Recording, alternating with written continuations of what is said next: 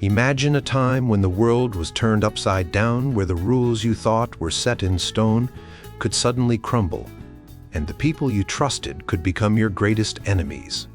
This was the world of early modern England, a time of religious turmoil, political upheaval, and intense personal struggle. In the year 1603, King James VI of Scotland became King James I of England. This was a momentous event, not just because it united two kingdoms, but because it brought with it a new set of religious and political challenges. The Church of England, which had been established during the Reformation, was still a relatively young institution. It was a time when the old Catholic Church and the new Protestant Church were in a constant battle for the hearts and minds of the people. One of the most shocking events of this period was the publication of a book called Eikon Basilike. This book, which means the royal image, was said to be written by King Charles I just before his execution in 1649. It was a deeply personal and religious text, filled with prayers and meditations that reflected the king's faith and his struggle against his enemies. The book became a bestseller, and it was read by people from all walks of life, from the highest nobles to the poorest peasants. But Eikon Basilike was not just a book. It was a symbol of the deep religious and political divisions that tore England apart.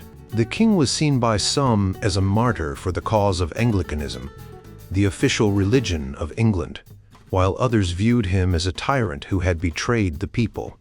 The book itself was a source of controversy, with some claiming it was a forgery and others believing it was a genuine expression of the king's faith. This was a time when religion and politics were inseparable. The Church of England, led by the king, was the established church, but there were many who challenged its authority.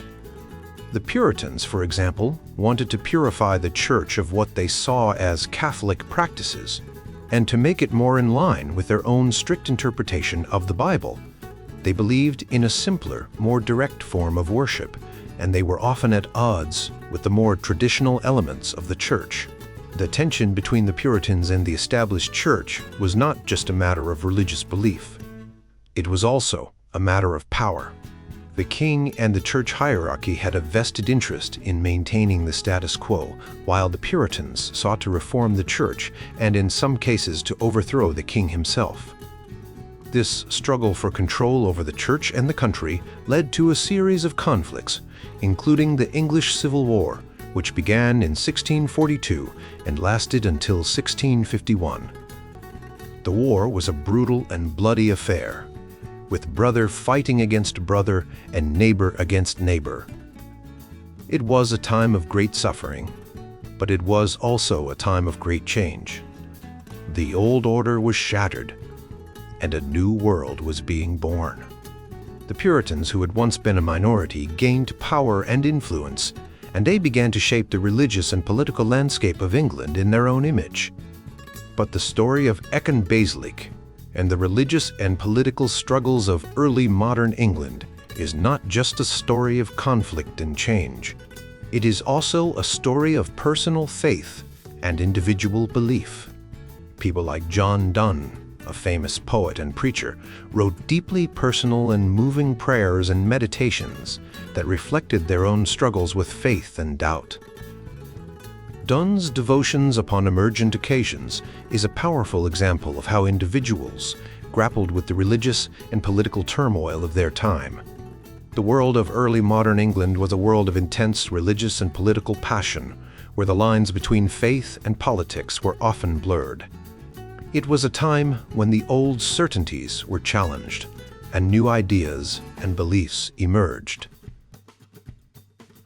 The story of Eikon Basilike and the religious and political struggles of this period is a story of how people lived, believed, and fought for what they held dear. It is a story that continues to resonate today, reminding us of the power of faith and the complexity of human nature. Daniel Featley was a significant figure in the religious and political landscape of early 17th century England. His life and work provide a window into the complex and often contentious world of English Protestantism. Featley was not just a preacher and theologian, but also a censor and a polemicist, deeply involved in the debates and conflicts that shaped the Church of England during this period. Featley's early years were marked by his education at Oxford, where he was exposed to the intellectual and theological currents of the time. He became a fellow at All Souls College and later served as a chaplain to George Abbot, the Archbishop of Canterbury. This position gave Featley access to the highest levels of the English Church and allowed him to influence religious and political matters. One of Featley's most notable works was Ancilla Pietatis, a book of prayers and private devotions. This book was significant because it combined traditional medieval elements with the more modern Reformed theology. It was dedicated to Catherine Macdonald, the Duchess of Buckingham, and was widely endorsed by prominent figures of the time. The book's popularity and the endorsements it received highlighted Featley's ability to navigate the complex religious landscape and appeal to both traditional and reformist audiences. Featley was also deeply involved in the anti-Catholic movement. He debated and wrote against Catholicism, seeing it as a counterfeit version of Christianity.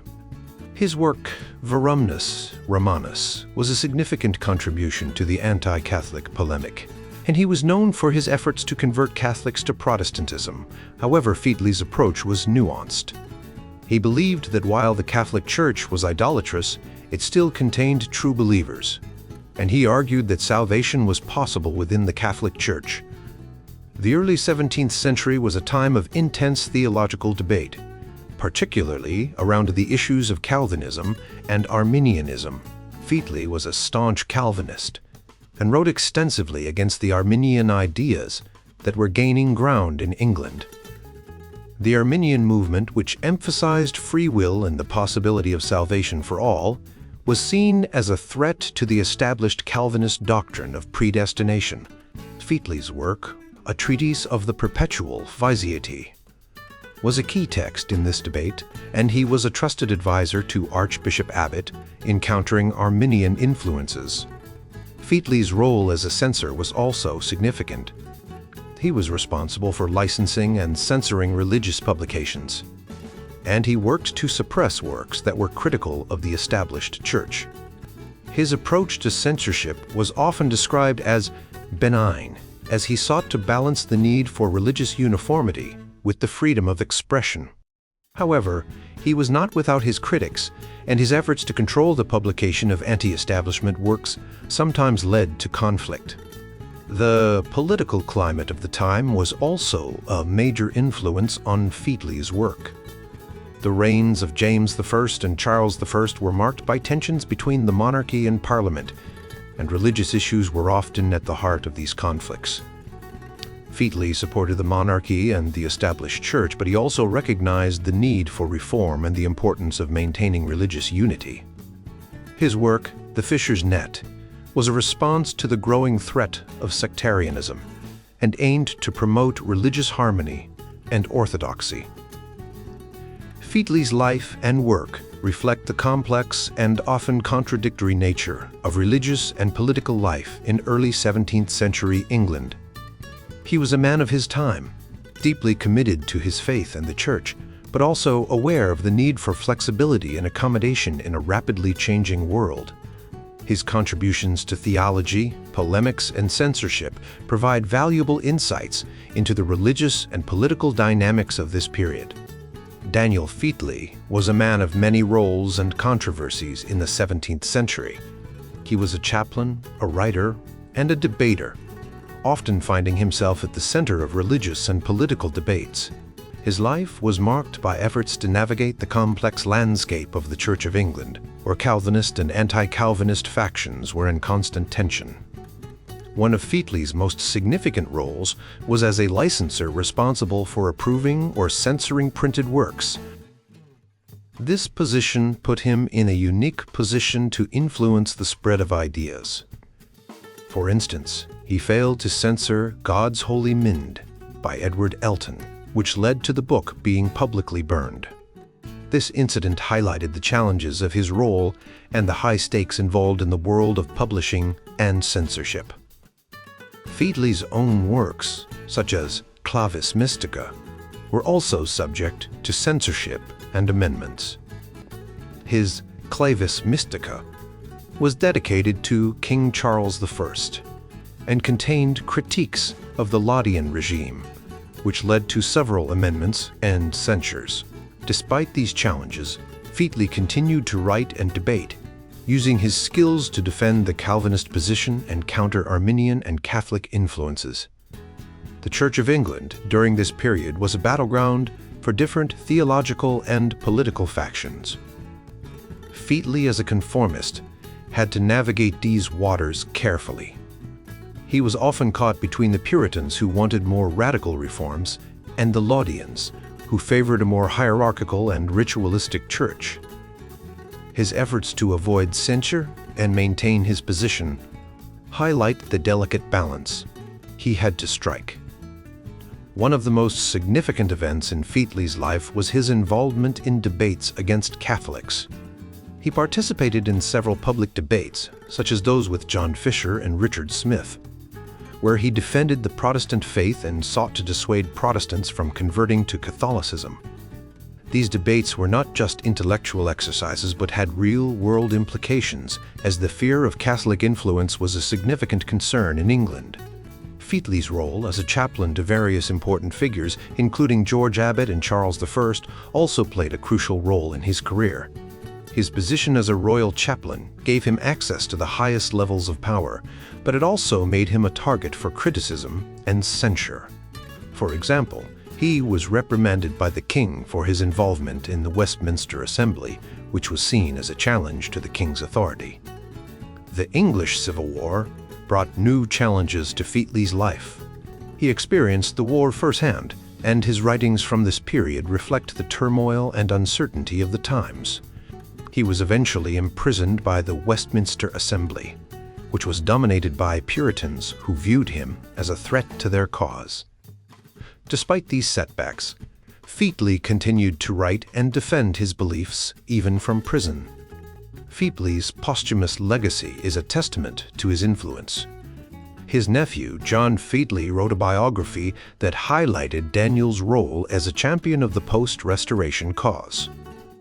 John Featley's accounts were used by other biographers to shape the image of Daniel as a stalwart defender of the Church of England and a royal sprumatib. In his devotional works, such as Ancilla Pietatis, Featley emphasized themes of prayer and preaching, which were central to his theology. He believed that these practices were essential for maintaining the Reformed consensus and countering the threats of Arminianism and Catholicism. His writings on these topics continued to be influential long after his death. The complexities of Featley's life and work reflect the broader tensions and conflicts of the 17th century. His efforts to navigate the religious and political landscape of his time, while maintaining his own beliefs and position, offer a window into the challenges faced by many during this period. Daniel Featley was a man of many roles during a time when England was deeply divided over religious and political matters.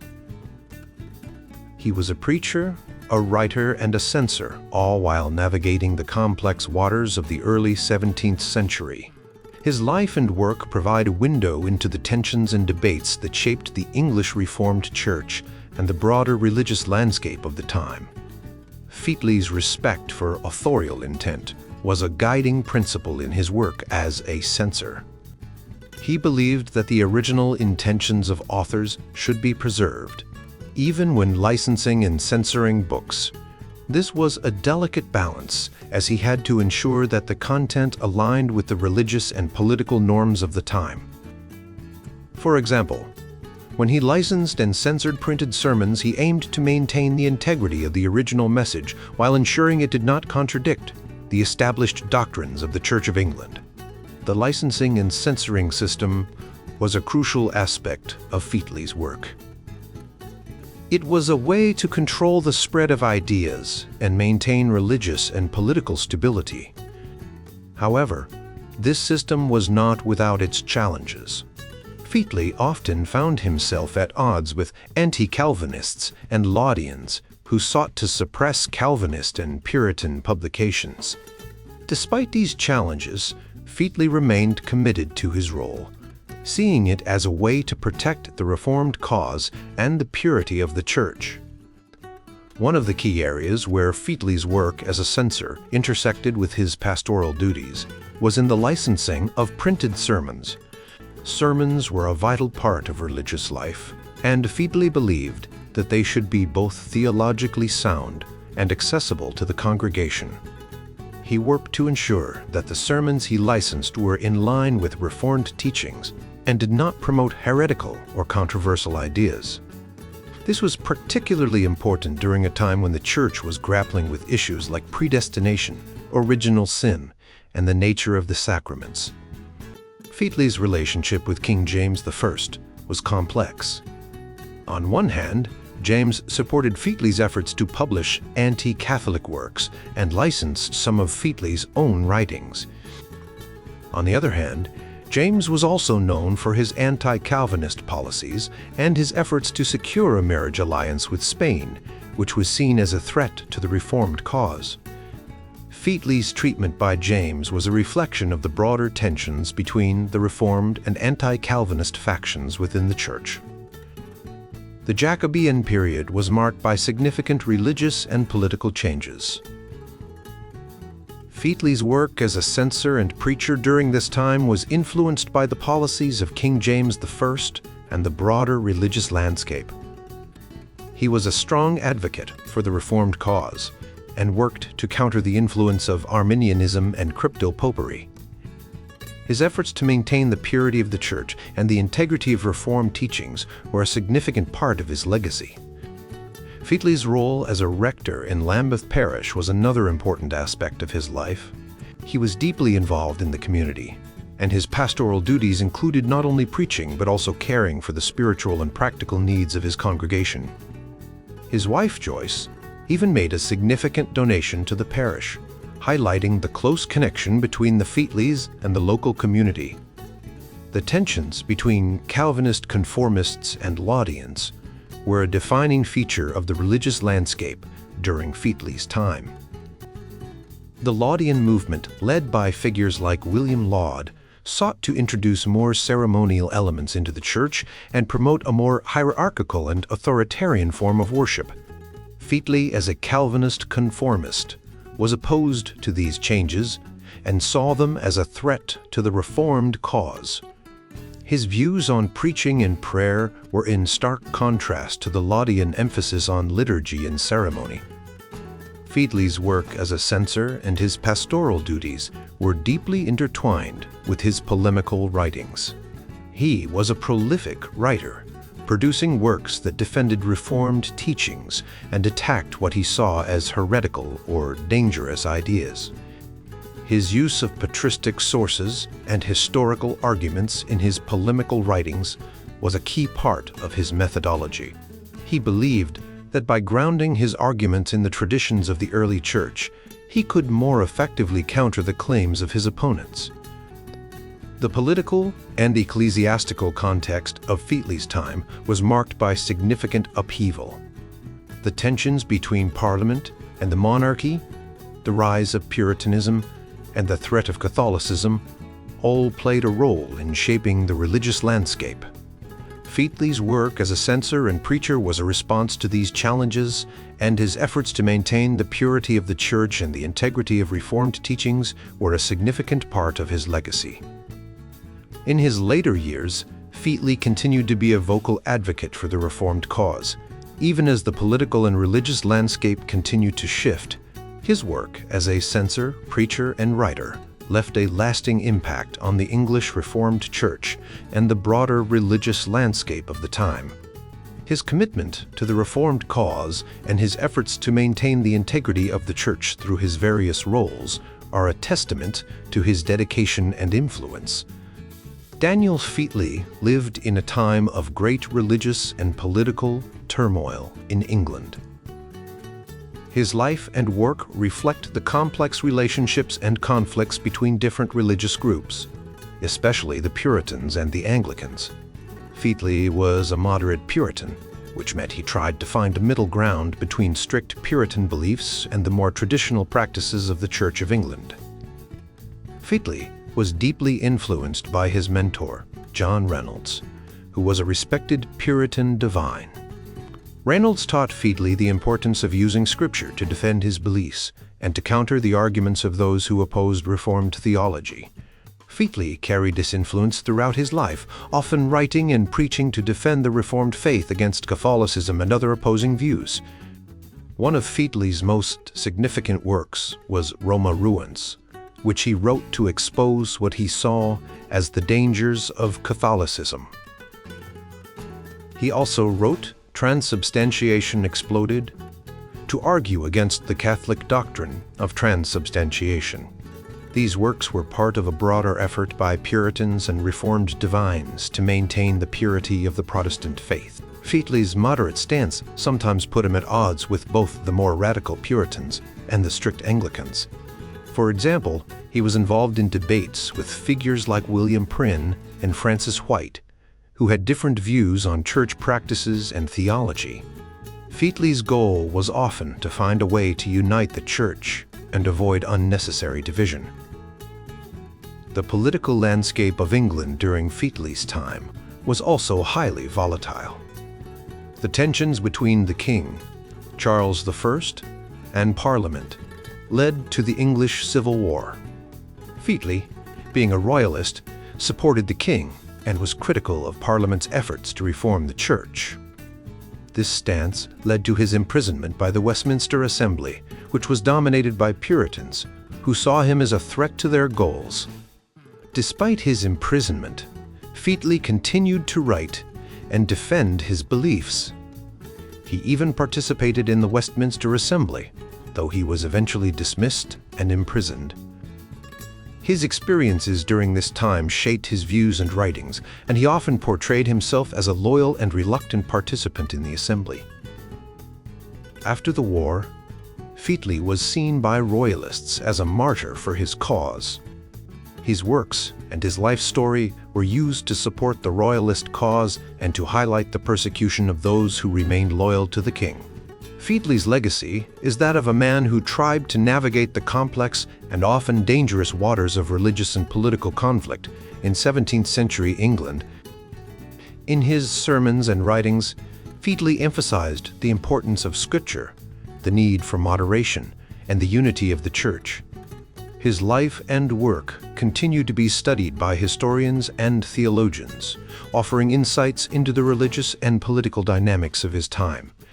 Featley's commitment to his beliefs, even in the face of opposition and persecution, is a testament to the enduring power of faith and the human spirit.